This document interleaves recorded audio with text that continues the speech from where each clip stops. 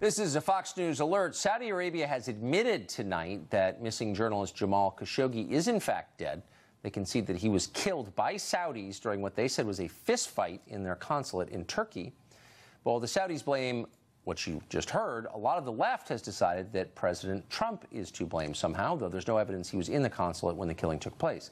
Chris Hahn is an attorney, radio show host, and former staffer to Senator Chuck Schumer. He joins us tonight. Chris, great to see you. We're all very anti-Saudi now. Thanks, as someone who's been anti-Saudi for a long time, it's nice to have some company. Where were all these chest beaters last spring when the United States bombed Syria in part at the direction of Saudi Arabia? And everybody on the left, including your former boss Chuck Schumer, said, oh, no, it's a very good idea to do the bidding of Saudi Arabia. But now anyone who says anything about Saudi Arabia is immoral. Like, how did that change exactly? Look, I have always been concerned with Saudi Arabia. I'm a New Yorker who worked in the United States Senate after 9/11, and I don't trust them. They gave aid and comfort to the people who bombed us. And I don't understand how we're looking at what MBS did to Khashoggi any differently than we're looking at what al-Qaeda did to Daniel Pearl. This is an act of terror, and it needs to be dealt with that way. Now, as for Trump's role in this, he has been hold on, stop. Wait, before you get all the Trump, whatever, he's sucking up to dictators, right? Says the party that sucks up to China. Anyway, a sincere question. Has to be dealt with how? So you're pushing for, I guess, another war, this one against the Saudis?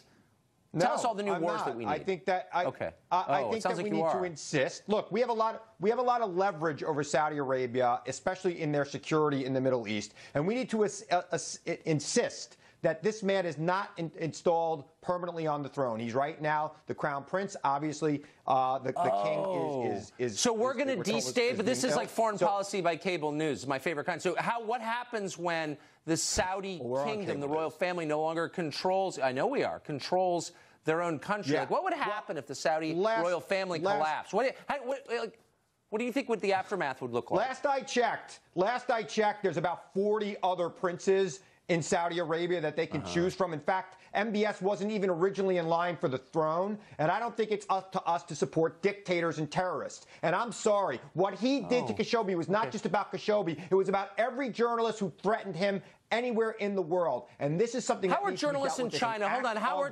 journalists? And the president of the United States, is acting very weak here. Please save me the moral posturing. It's too dumb, actually. Let me just ask. I just want to know what the standards are here. So obviously, journalists in China are killed far more often than they're killed in Saudi Arabia. Obviously, China being a huge funder and supporter of the Democratic Party and a favorite of the Democratic Party. Are we going to apply these new standards to China? I don't know where you get that from, but okay.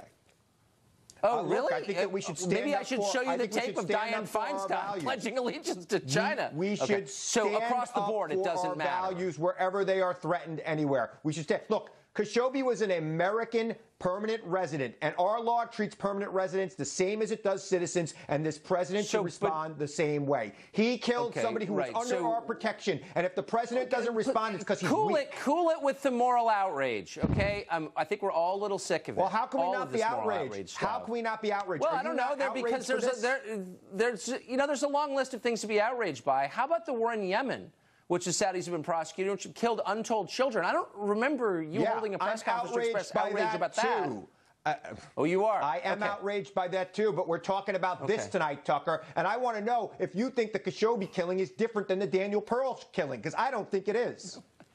Of course Is it? Look, I'm not... Is it? Tell me. I think the Saudi government is medieval and terrifying. I think it's different in like 50 ways. Yes, the question's so stupid. I'm not sure how to respond to it. We are in mutual agreement, Tucker. I agree with you. I do not like what's going on there. I don't like what a lot of things are going on around the world, but we have a lot of leverage over the Saudis, and we should use it. Okay. Yeah. All right. New war. Thanks, Chris. Glenn Greenwald co-founded The Intercept. He just published a piece on what he says is the Washington Post hypocrisy about Saudi Arabia. He joins us tonight. So, Glenn, before I ask you about the piece that you wrote, unravel this for me. And I just want to be totally clear. I've never been on the side of Saudi Arabia. I hate how they're controlling our foreign policy, particularly in Syria. But why the outrage about this now? I'm a little confused by it. The Saudis have been murdering journalists, murdering dissidents for decades. They've been doing it at a heightened rate for the last 2 years. As you just said, the Obama administration was arming the Saudis in order to create the worst humanitarian crisis in Yemen by slaughtering civilians by the thousands, imposing famine conditions on millions. The Trump administration has done the same. The reason people in Washington suddenly decided that they're angry about Saudi Arabia is because this time their victim is somebody who they ran into in Washington restaurants and who is popular in Washington social circles. That's the reality. They didn't care at all when the victims of Saudi Arabia, by the hundreds of thousands, were people that they didn't like or didn't care. It's just this time they killed one of their friends. How deep would you say, give us a quick overview of how deep the ties between the Saudi royal family and official Washington go, including in the journalistic establishment in Washington? It's impossible to overstate. When the Crown Prince came here, he had the red carpet rolled out for him by Hollywood. He met with Oprah. By Silicon Valley, he met with Bill Gates and Jeff Bezos. In Washington, he met with the leaders of all the parties. Saudi Arabia has been a critical financial partner and military partner for the U.S. for a long time. The interests go so deep in Wall Street and the defense industry. And then, as it turns out, even the Washington Post, as they were going around demanding that everybody sever all ties with Saudi Arabia because it's immoral now that they've killed one of their journalists, had on their staff 2 writers who both work at lobbying firms that had extremely lucrative contracts with the Saudi government. So the Washington Post was paying people, unbeknownst to their readers, to publish articles at the same time that they were getting paid by the Saudis to do messaging and other lobbying work for that same regime. Can you very quickly tell us who they are so those of us who read the Post can know that as we assess their writing? Yeah, I mean, the 2 of them are Carter Eskew, who was the top-level Gore advisor back in 2000, who formed the Glover Park Group, which is mostly Democratic elites.